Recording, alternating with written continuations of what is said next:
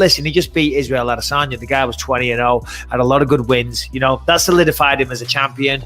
I did have concerns for him going into this fight. I thought it was a very close fight. It was a very tough fight to pick.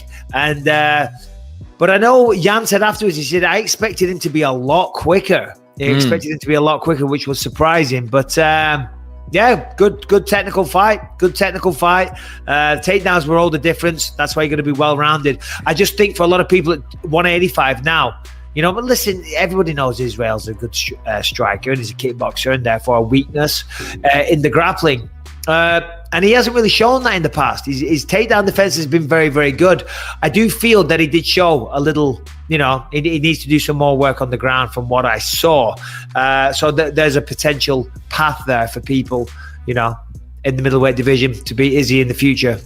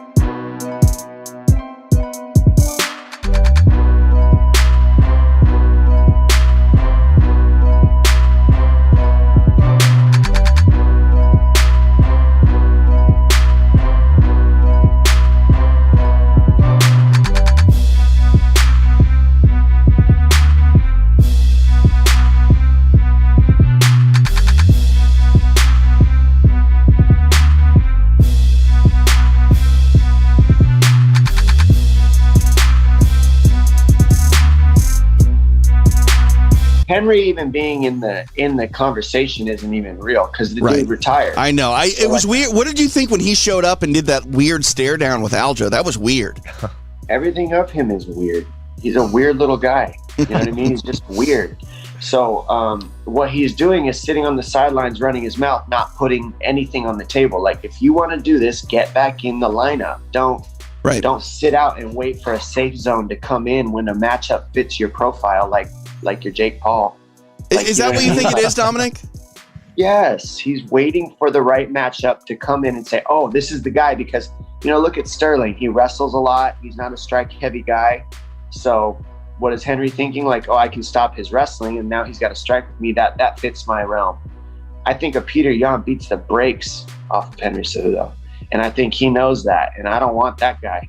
So I think he, by leaving the division and retiring and still running your mouth, are you retired? Because media is still giving you the pump. It's like, why are we doing this? Like, this guy said, I'm retired.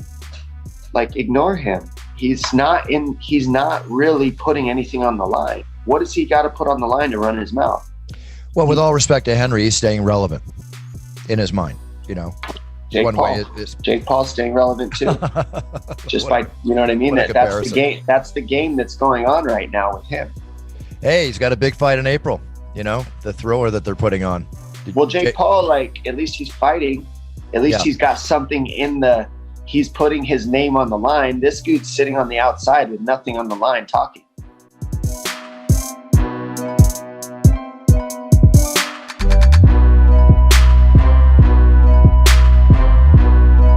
I'm gonna be totally honest with you, man. Like, I'm upset that I wasn't in the corner. Like, I'm upset that after being with this kid this whole journey, that it wasn't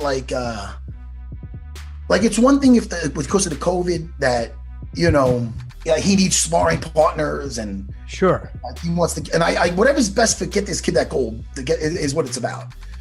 But I see that you got four corners and it was upsetting where you get so listen, I'm not attacking this is all kind of on Aljo. Like, you make decisions, and it doesn't mean he's a bad person, but I've been on this, I was with him in Missouri fighting Augusto Mendez, and I've been with him on this whole fucking journey, me, him, and Longo. And I felt like this was part of this thing of ours, you know what I mean?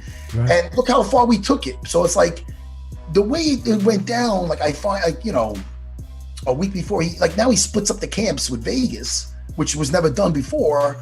So, I'm in Abu Dhabi a couple of weeks, I get back for a couple of weeks, and then next thing you know, he's off to Vegas.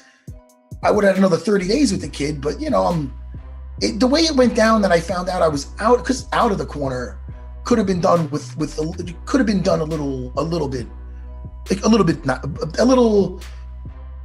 better. It just, the whole thing could have been done a little bit more just respectful. Like, you know what I mean? And again, it doesn't mean this is, I'm not a perfect dude. Like, I understand, but like, I'm like 5 weeks out of the fight, I'm getting a message like, yo, from his manager, the group text with him and her, with me and Longo, and hey, when are you coming out? When do you want us to book the flights? The next week I find out like I'm not in the corner, which is very so it's like, I haven't seen him this much, but I'm finding out through through Longo, that found out through this kid Steven, who found out from out. It's like, wait a minute, what? Yeah. So it's like, it's a little upsetting. So it's like, I don't want anybody to look at the kid differently. He's a good kid. I love everybody involved, but like, when that happens for whatever reason, you know what I mean? And then there's nobody kind of saying, hey man, don't you think this guy who's been with you the whole time, who loves you, don't you think this guy first of all, the second I feel that somebody doesn't want me in the corner, I'm out already. Like, emotional, I'm out. You don't want to be there, right? I'm trying to get my head in the face. What am I, Paulie from Rocky 1? Hey, the big guy's trying to stick his face in. I'm not that guy. I'm not that guy. Jimmy, you like that? Yeah. I see myself enough, Jimmy. I see. Listen, I mean, I don't need any more popularity, dude. I'm good. I thought this was something we were all in together.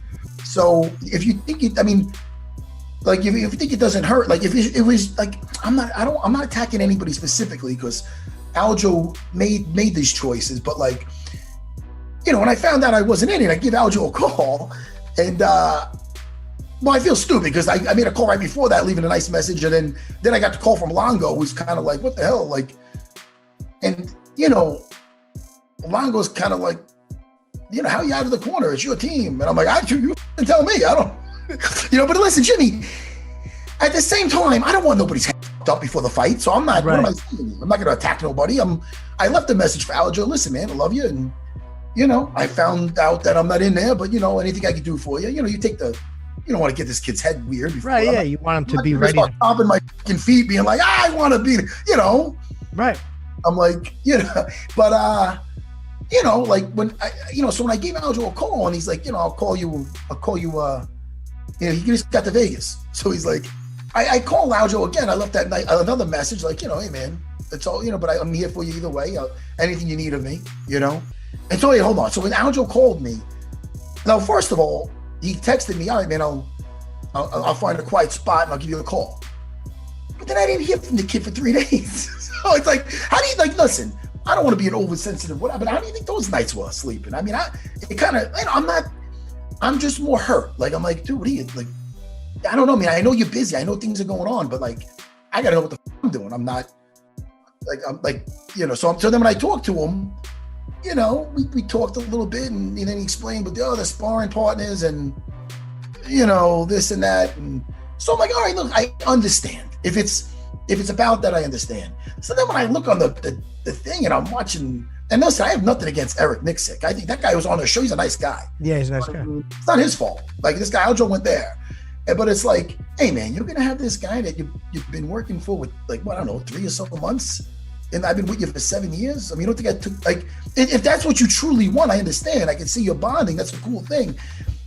But really, like, I don't know, man. Like, all right, like, now this is the thing.